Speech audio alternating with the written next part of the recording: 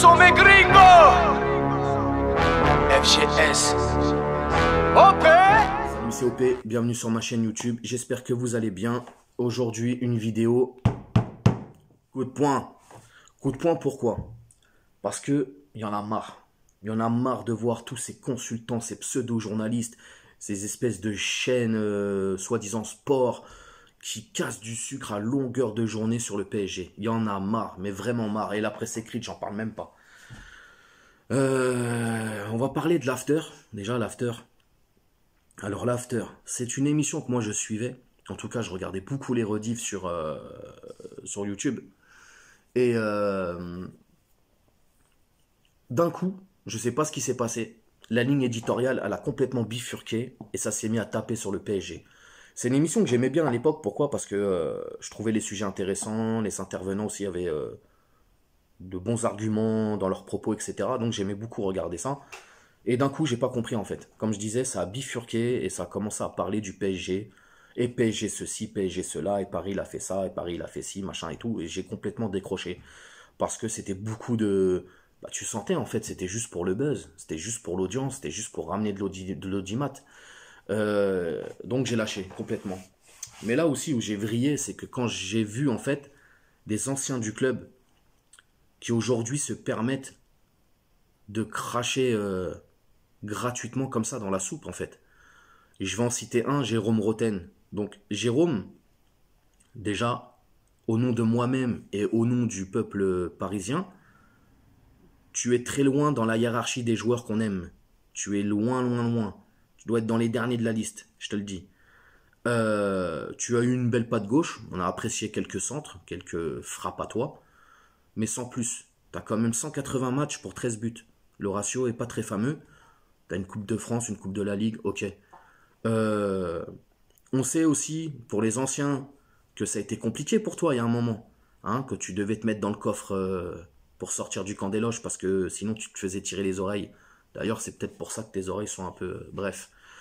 En tout cas, ce que tu fais aujourd'hui, c'est dégueulasse. Et je tenais à te le dire, en tout cas, c'est vraiment dégueulasse. Parce que cracher dans la soupe comme ça, alors que t'as fait ton beurre sur Paris souvent, c'est vraiment, mais vraiment, vraiment, t'es un putain d'ingrat, mec.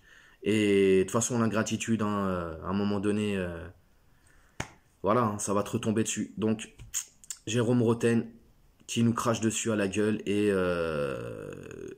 lui sans pitié, hein, il est là, il sans filtre, il dit. Donc voilà, crois-moi, poteau, qu'un jour ou l'autre, ça va te retomber dessus.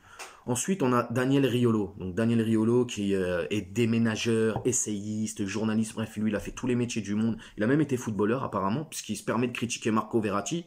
Et Marco Verratti, il est nul, et Marco Verratti, ceci. Oh, je sais pas ce qu'il t'a fait, Marco. Est-ce qu'il a été à la piscine avec Géraldine? Est-ce qu'ils ont mangé au resto ensemble? Je ne sais pas ce qu'il t'a fait. Mais à un moment donné, ça devient... c'est incroyable, en fait. T'es omnubilé par Marco Verratti. C'est... Oh, faut se calmer, tranquille. Marco, il est footballeur professionnel. Il fait très bien son métier. Tu es le seul en France, en tout cas en France, en tout cas dans les consultants, machin et tout, tu es un des seuls à dire que Marco, il est nul. Quand on t'entend, Marco, c'est une pipe. C'est pas un joueur de foot. Faut arrêter. Si t'es plus fort que Marco, prends un ballon, viens au PSG, on te met un maillot, joue un match, tu fais milieu de terrain et on va rigoler et on va voir. Donc à un moment donné, chacun a sa place. Tu vois, Marco, il a jamais eu la prétention de dire qu'il était meilleur journaliste que toi. Et on le sait tous qu'il n'est pas meilleur journaliste que toi. Donc à un moment donné, tranquille. Riolo, moi Riolo, je peux plus, c'est pareil, c'est le mec qui se dit supporter du PSG et à côté de ça, bah, il tape sur le PSG, il vend des livres, il parle mal, bref, c'est incroyable. Donc ça, c'est des gens, pour moi, boycott. Ensuite, on va parler l'équipe 21. Pareil, une émission qui se dit sport. Frérot, tu regardes la grille du programme, le PSG a-t-il raison? Messi à Paris, est-ce une bonne idée? C'est que des trucs comme ça qui s'enchaînent. Et à la fin, t'as écrit tennis, mon fils gagne contre ma... Oh, mais c'est devenu n'importe quoi. Le seul à qui je vais tirer mon chapeau, parce que je trouve, pour moi en tout cas, personnellement, je trouve c'est quelqu'un de mesuré et qui déjà c'est un ancien footeux, c'est Johan Mikou. Johan Mikou, pour moi, il a toujours été juste avec Paris. C'est quelqu'un qui a toujours dit, voilà, quand Paris, on déconne, parce que des fois ça arrive, on a fait des vieux matchs de merde et tout.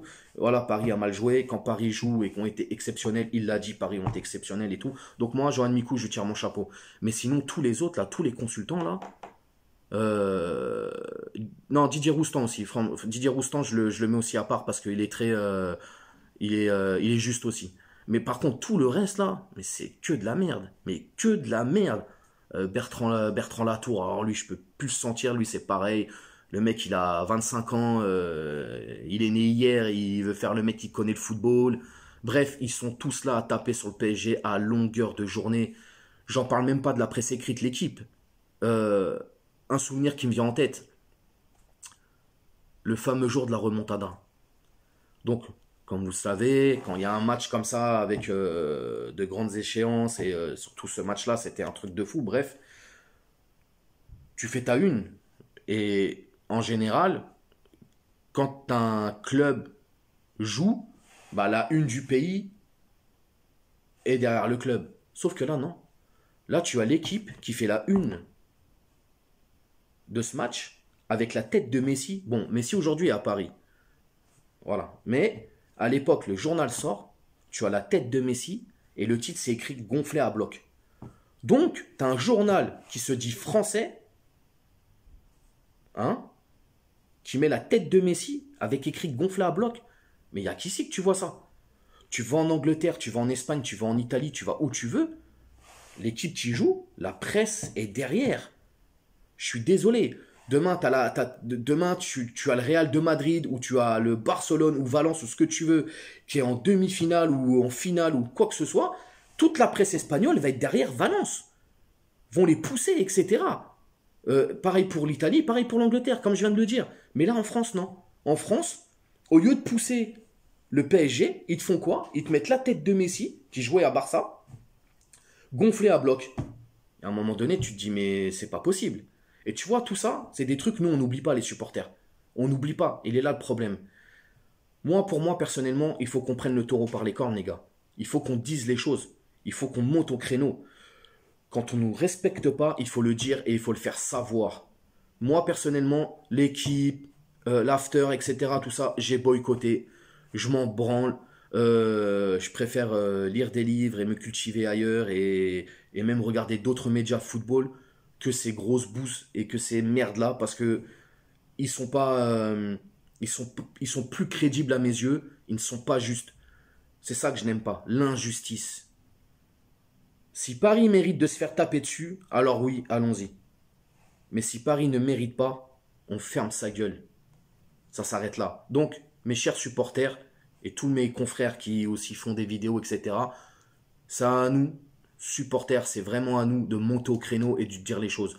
Je sais que pour certains d'entre vous, vous l'avez fait et vous avez toujours exprimé votre mécontentement face à ces injustices-là, ces calomnies, ces mensonges, cette diffamation envers notre club. Mais voilà, à chaque fois qu'il y aura un consultant, un journaliste, une presse écrite, une émission, quoi que ce soit qui tape sur le PSG, il faut qu'on réagisse tout de suite. C'est vraiment très très important. Bref, c'est la fin de la vidéo. C'était le petit coup de gueule. J'avais envie de m'exprimer là-dessus.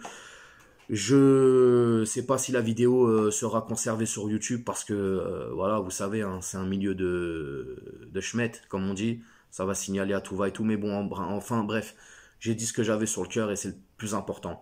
N'hésitez pas à vous abonner à la chaîne, liker, partager, débattez en commentaire. Je suis là, je vous réponds, de toute façon, il n'y a pas de souci.